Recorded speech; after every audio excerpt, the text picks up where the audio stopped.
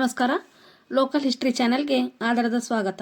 ಸ್ನೇಹಿತರೆ, ಇವತ್ತಿನ ಈ ಒಂದು ವಿಡಿಯೋದಲ್ಲಿ ನಮ್ಮ ಹೆಮ್ಮೆಯ ಹುಬ್ಬಳ್ಳಿ ತಾಲೂಕು ರೈತರ ನಾಡು ಬೆಹಟ್ಟಿ ಗ್ರಾಮದ ಸಪ್ತಮಾತೃಕೆಯರ ಮೂರ್ತಿಗೆ ಸಂಬಂಧಪಟ್ಟಂತೆ ಈ ಒಂದು ವಿಡಿಯೋನ ಮಾಡ್ತಾ ಇದ್ದೀವಿ.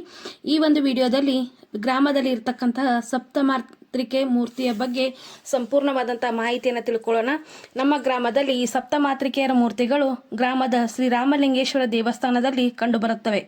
ಆತ್ಮೀಯರೇ, ನಮ್ಮ ಸನಾತನ ಹಿಂದೂ ಧರ್ಮದಲ್ಲಿ ಪುರುಷ ದೇವರಿಗೆ ಸಮನಾದಂತಹ ಪ್ರಾಮುಖ್ಯತೆಯನ್ನು ಸ್ತ್ರೀ ದೇವರಿಗೂ ಸಹ ನೀಡಲಾಗುತ್ತದೆ. ಹಾಗಾಗಿಯೇ ನಾವು ಲಕ್ಷ್ಮಿ, ಸರಸ್ವತಿ, ಪಾರ್ವತಿ, ಕಾಳಿ, ದುರ್ಗಾದೇವಿ ಸೇರಿದಂತೆ ಅನೇಕ ಸ್ತ್ರೀ ದೇವತೆಗಳನ್ನು ಪೂಜಿಸುತ್ತೇವೆ. ಇವರೆಲ್ಲರ ನಡುವೆ ಸಪ್ತಮಾತೃಕೆಯರನ್ನು ಪೂಜಿಸುವವರ ಸಂಖ್ಯೆಯೂ ಸಹ ಗಣನೀಯ ಪ್ರಮಾಣದಲ್ಲಿದೆ. ಸಪ್ತಮಾತೃಕೆಯರು ಗ್ರಾಮಾಂತರ ಪ್ರದೇಶದ ಜನರ ಮುಖ್ಯ ದೇವತೆಯರು. ಈ ದೇವತೆಯರು ಸಮೃದ್ಧವಾದ ಬೆಳೆಗೆ ಕಾರಣೀಕರ್ತರಲ್ಲದೆ ರೋಗ ರುಜಿನಗಳಿಂದ ಜನರೆಲ್ಲರನ್ನು ಸಂರಕ್ಷಿಸುತ್ತಾರೆ. ಗ್ರಾಮೀಣ ಭಾಗಗಳಲ್ಲಿ ಮಹಿಳೆಯರು ಸ್ತ್ರೀ ಸಂಬಂಧಿ ಕಾಯಿಲೆಗಳಿಗೆ ಒಳಗಾದಾಗ ಆಸ್ಪತ್ರೆಗಳಿಗಿಂತಲೂ ಹೆಚ್ಚಾಗಿ ಮೊರೆ ಹೋಗುವುದೇ ಈ ಸಪ್ತಮಾತೃಕೆಯರಲ್ಲಿ. ಇದಷ್ಟೇ ಅಲ್ಲದೆ ಬಾದಾಮಿ ಚಾಲುಕ್ಯರು ತಮ್ಮ ಏಳಿಗೆಗೆ ಕಾರಣರಾದವರು ಸಪ್ತಮಾತೃಕೆಯರು ಎಂದು ತಮ್ಮ ಒಕ್ಕಲೇರಿ ಶಾಸನದಲ್ಲಿ ಉಲ್ಲೇಖಿಸಿದ್ದಾರೆ. ಚೋಳರು ಮತ್ತು ಗಂಗರು ತಾವು ನಿರ್ಮಿಸುತ್ತಿದ್ದಂತಹ ದೇವಾಲಯ ಸಂಕೀರ್ಣಗಳಲ್ಲಿ ಸಪ್ತಮಾತೃಕೆಯರನ್ನು ಸ್ಥಾಪಿಸುತ್ತಿದ್ದರು. ಬಂಜೆತನ ನಿವಾರಣೆಗಾಗಿ ಹಾಗೂ ವಾಮಾಚಾರದ ದುಷ್ಪರಿಣಾಮಗಳನ್ನು ತೊಡೆದುಹಾಕಲು ಸಹ ಸಪ್ತಮಾತೃಕೆಯರನ್ನು ಜನರು ಪ್ರಾರ್ಥಿಸುತ್ತಾರೆ. ಈ ಸಪ್ತಮಾತೃಕೆಯರಾಗಿಯೇ ಕೆಲವು ದೇವಾಲಯಗಳನ್ನು ಸಹ ಕಟ್ಟಲಾಗಿದೆ. ಹಾಗಿದ್ದಲ್ಲಿ ಈ ಸಪ್ತಮಾತೃಕೆಯರು ಎಂದರೆ ಯಾರು? ಅವರ ಅವತಾರವಿದ್ದು ಏಕೆ? ಬನ್ನಿ, ಸಪ್ತಮಾತೃಕೆಯರ ಕುರಿತಾಗಿ ಹಲವಾರು ವಿಶೇಷ ಮಹತ್ವದ ಮಾಹಿತಿಗಳನ್ನೆಲ್ಲ ಒಂದೊಂದಾಗಿ ಈ ಒಂದು ವಿಡಿಯೋದಲ್ಲಿ ನಾನು ತಿಳಿಸುತ್ತಾ ಹೋಗ್ತೇನೆ. ಓಕೆ, ಸಪ್ತಮಾತೃಕೆಯರು ಎಂದರೆ 7 ತಾಯಂದಿರು. ದೇವಿ ಮಹಾತ್ಮೆ ಹಾಗೂ ದುರ್ಗಾ ಸಪ್ತಶಕ್ತಿಗಳಲ್ಲಿ ಈ ಸಪ್ತಮಾತೃಕೆಯರ ಉಲ್ಲೇಖ ಕಂಡುಬರುತ್ತದೆ. 7 ಜನ ಸಪ್ತಮಾತೃಕೆಯರು ಸೃಷ್ಟಿಯ ಸಂರಕ್ಷಣೆಗಾಗಿ ಅಥವಾ ದುಷ್ಟ ಶಕ್ತಿಗಳ ಸಂಹಾರಕ್ಕಾಗಿಯೇ ವಿವಿಧ ದೇವಾನುದೇವತೆಗಳ ದೇಹದಿಂದ ಸ್ತ್ರೀ ಶಕ್ತಿಯ ರೂಪವನ್ನು ಪಡೆದು ಅವತರಿಸಿದವರಾಗಿದ್ದಾರೆ. ಬ್ರಾಹ್ಮಿ ಅಥವಾ ಬ್ರಾಹ್ಮಣಿ, ಮಹೇಶ ಕೌಮರಿ, ವೈಷ್ಣವಿ, ಇಂದ್ರಾಣಿ, ವರಾಹಿ ಮತ್ತು ನರಸಿಂಹಿ ಇವರೇ ಈ ಸಪ್ತಮಾತೃಕೆಯರು. ಹೆಸರೇ ಸೂಚಿಸುವಂತೆ ಇವರೆಲ್ಲ ಬ್ರಹ್ಮದೇವರು, ಶಿವ ಪರಮಾತ್ಮರು, ಮಹಾವಿಷ್ಣು ದೇವರು, ಕುಮಾರಸ್ವಾಮಿ, ವರಾಹಸ್ವಾಮಿ, ನರಸಿಂಹದೇವರು ಹಾಗೂ ಇಂದ್ರದೇವರ ತೇಜೋ ರೂಪಗಳಿಂದಾಗಿದ್ದಾರೆ. ಹಿಂದೂ ಧರ್ಮದಲ್ಲಿ ಇವರನ್ನು ಯಾವಾಗಲೂ ಒಟ್ಟಿಗೆ ಚಿತ್ರಿಸಲಾಗುತ್ತದೆ.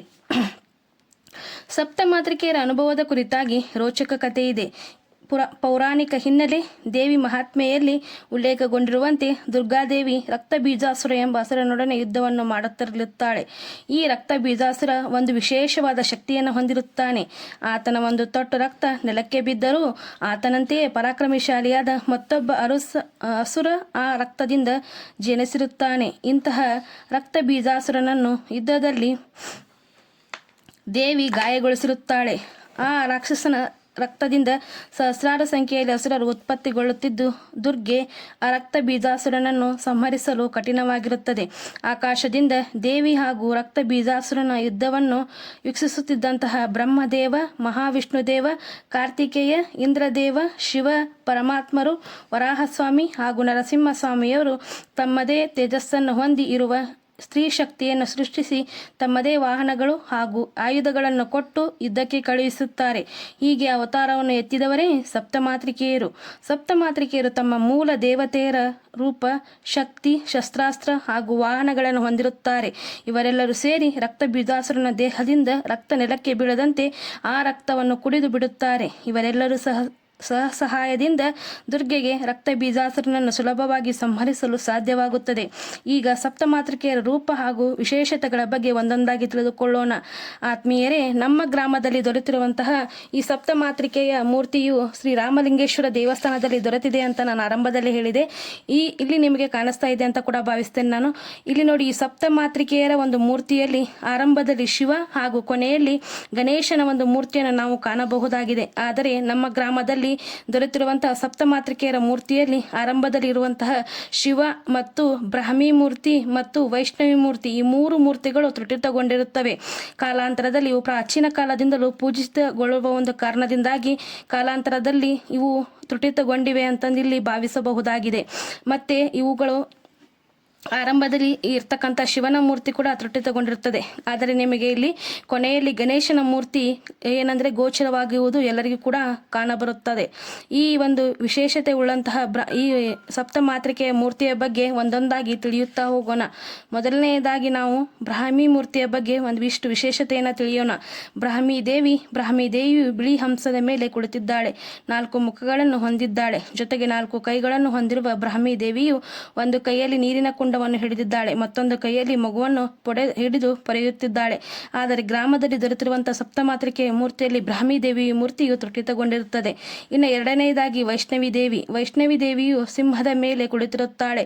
ವೈಷ್ಣವಿ ದೇವಿ ತನ್ನ ಕೈಯಲ್ಲಿ ಗದೆ, ತ್ರಿಶೂಲ, ಖಡ್ಗ, ಶಂಖ, ಚಕ್ರ, ಕಮಲದ ಹೂವನ್ನು ಹಿಡಿದುಕೊಂಡಿರುತ್ತಾಳೆ. ಸಕಲರನ್ನು ಬೆಳಗುವ ಅದ್ಭುತ ಶಕ್ತಿಯನ್ನು ಈಕೆ ಹೊಂದಿದ್ದಾಳೆ. ಉತ್ತರ ಭಾರತದಲ್ಲಿ ನಮಗೆ ವಿಶ್ವವಿಖ್ಯಾತ ವೈಷ್ಣವಿ ದೇವಿ ದೇವಾಲಯ ಕಾಣಸಿಗುತ್ತದೆ. ಆದರೆ ಈ ರಾಮಲಿಂಗೇಶ್ವರ ದೇವಸ್ಥಾನದ ಬಳಿ ದೊರೆತಿರುವಂತಹ ನಮ್ಮ ಗ್ರಾಮದ ಸಪ್ತಮಾತೃಕೆಯರ ಮೂರ್ತಿಯಲ್ಲಿ ವೈಷ್ಣವಿ ದೇವಿ ಮೂರ್ತಿಯು ಕೂಡ ತೃಟಿತಗೊಂಡಿರುತ್ತದೆ.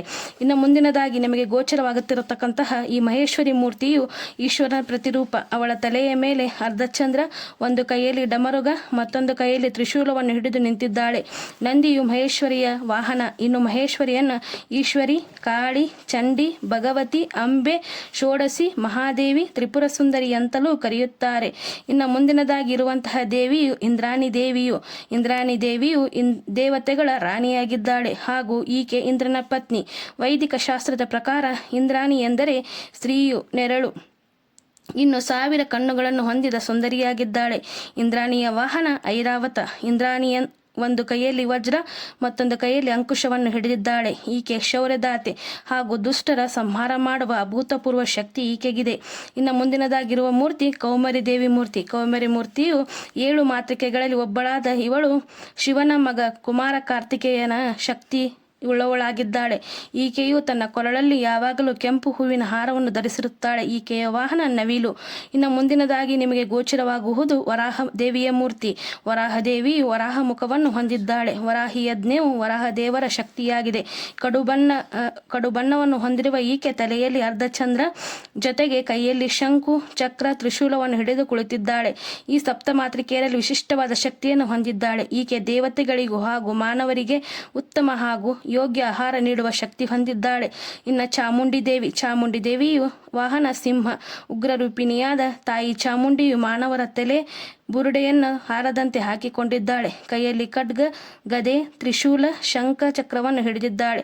ಹುಲಿಯ ಚರ್ಮವನ್ನು ಧರಿಸಿಕೊಂಡಿರುವ ಉಗ್ರರೂಪಿ ಚಾಮುಂಡಿ ರಾಕ್ಷಸರ ಅಟ್ಟಹಾಸವನ್ನು ನಿಲ್ಲಿಸಿ ಅವರನ್ನು ಸಂಹಾರ ಮಾಡಿ ನಂಬಿ ಬಂದ ಭಕ್ತರನ್ನು ಪೊರೆಯುತ್ತಿದ್ದಾಳೆ. ಇದಿಷ್ಟು ಏನಂತಂದ್ರೆ ಈ ಸಪ್ತಮಾತೃಕೆಯ ದೇವಿಯರ ಬಗ್ಗೆ ಮಾಹಿತಿಯಾಗಿದೆ. ಇನ್ನು ಕೊನೆಯಲ್ಲಿ ಕಾಣಿಸುವುದು ಗಣೇಶನ ಮೂರ್ತಿಯಾಗಿದೆ. ಆರಂಭದಲ್ಲಿ ಶಿವನ ಮೂರ್ತಿ, ಕೊನೆಯಲ್ಲಿ ಗಣೇಶನ ಮೂರ್ತಿ ಇರುವುದು ಈ ಸಪ್ತಮಾತೃಕೆಯರನ್ನು ಚಿತ್ರಿಸುತ್ತದೆ. ಈ ಸಪ್ತಮಾತೃಕೆಯರನ್ನು ಪೂಜಿಸುವ ಜನ ಕಾಲಾಂತರದಲ್ಲಿ ಗ್ರಾಮ ದೇವತೆಗಳನ್ನು ಪೂಜಿಸಲು ಆರಂಭಿಸಿದರು.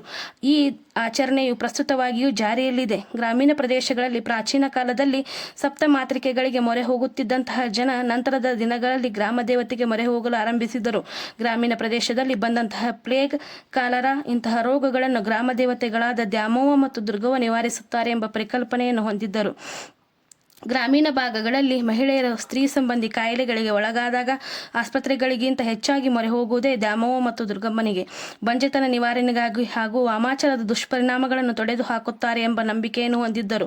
ಮತ್ತು ಚಿಕ್ಕ ಮಕ್ಕಳಿಗೆ ಬೇಸಿಗೆ ಕಾಲದಲ್ಲಿ ಗೊಬ್ಬರ ಮತ್ತು ಗನಜಲಿಗಳು ಕಂಡು ಬಂದಾಗ ಗ್ರಾಮ ದೇವತೆಗೆ 7 ದಿನ ಅಥವಾ 9 ದಿನಗಳ ನಂತರ ದೀಪ ಕೊಟ್ಟರೆ ವಾಸಿ ಮಾಡುತ್ತಾರೆ ಎಂಬ ನಂಬಿಕೆಯನ್ನು ಹೊಂದಿದ್ದರು. ಸಪ್ತಮಾತೃಕೆಗಳ ನಂತರ ಈ ಗ್ರಾಮ ದೇವತೆಗಳ ಆರಾಧನೆ ಪ್ರಚಲಿತಗೊಂಡಿತು. ಪ್ರಸ್ತುತ ಕೂಡ ಇದು ಮನೆ ಮಾತಾಗಿದೆ. ಇಂತಹ ಆಚರಣೆಗೆ ನಮ್ಮ ರೈತರ ನಾಡು ಬೆಹಟ್ಟಿ ಗ್ರಾಮ ಕೂಡ ಹೊರತೇನಲ್ಲ. ನಮ್ಮ ಗ್ರಾಮದಲ್ಲಿಯೂ ಕೂಡ ಸಪ್ತಮಾತೃಕೆಗಳನ್ನು ಪೂಜಿಸುತ್ತಿದ್ದ ಜನ ಕಾಲಾಂತರದಲ್ಲಿ ದ್ಯಾಮವ್ವ ಮತ್ತು ದುರ್ಗಮ್ಮ ಎಂಬ ಗ್ರಾಮ ದೇವತೆಗಳ ಆರಾಧನೆ ಮಾಡುತ್ತಾ ಬಂದಿರುತ್ತಾರೆ. ಅವರಿಗಾಗಿ ಪ್ರತ್ಯೇಕವಾಗಿ ಊರಿನ ಮಧ್ಯಭಾಗದಲ್ಲಿ ದೇವಾಲಯವಿದ್ದು ಗ್ರಾಮದಲ್ಲಿ ಯಾವುದೇ ಶುಭ ಕಾರ್ಯ ನಡೆದರೂ ಅಲ್ಲಿಂದಲೇ ಪ್ರಾರಂಭಗೊಳ್ಳುತ್ತದೆ. ಇತ್ತೀಚೆಗೆ ನಮ್ಮ ಗ್ರಾಮ ದೇವತೆಗಳ ಮೂರ್ತಿಗಳಿಗೆ ಬಣ್ಣ ಲೇಪನ ಮಾಡಿ ಸುಮಾರು 60 ವರ್ಷಗಳ ನಂತರ ಮೇ 2022ರಲ್ಲಿ ಬಹು ವಿಜೃಂಭಣೆಯಿಂದ ಗ್ರಾಮದಲ್ಲಿ 9 ದಿನಗಳ ಕಾಲ ಜಾತ್ರಾ ಮಹೋತ್ಸವ ನಡೆಯಿತು. ಅದಕ್ಕೆ ಸಂಬಂಧಿಸಿದ ವಿಡಿಯೋ ಮುಂದಿನ ದಿನಗಳಲ್ಲಿ ಆದಷ್ಟು ಬೇಗ ನಿಮ್ಮ ಮುಂದೆ ಬರಲಿದೆ ಅಂತ ಹೇಳುತ್ತಾ ಈ ಒಂದು ವಿಡಿಯೋನ ಏನು ಮಾಡ್ತಾ ಇದ್ದೀನಿ. ಜೊತೆಗೆ ಈ ಒಂದು ವಿಡಿಯೋನ ಲೈಕ್ ಮಾಡಿ, ಶೇರ್ ಮಾಡಿ ಮತ್ತು ನಮ್ಮ ಚಾನಲ್ನ ಸಬ್ಸ್ಕ್ರೈಬ್ ಮಾಡಿದರೆ ಮುಂದಿನ ದಿನಗಳಲ್ಲಿ ಗ್ರಾಮ ದೇವತೆ ಜಾತ್ರಾ ಮಹೋತ್ಸವದ ವಿಡಿಯೋ ಆದಷ್ಟು ಬೇಗ ನಿಮ್ಮ ಮುಂದೆ ಬರುತ್ತದೆ ಅಂತ ಹೇಳುತ್ತಾ ಎಲ್ಲರಿಗೂ ಕೂಡ ಧನ್ಯವಾದಗಳು.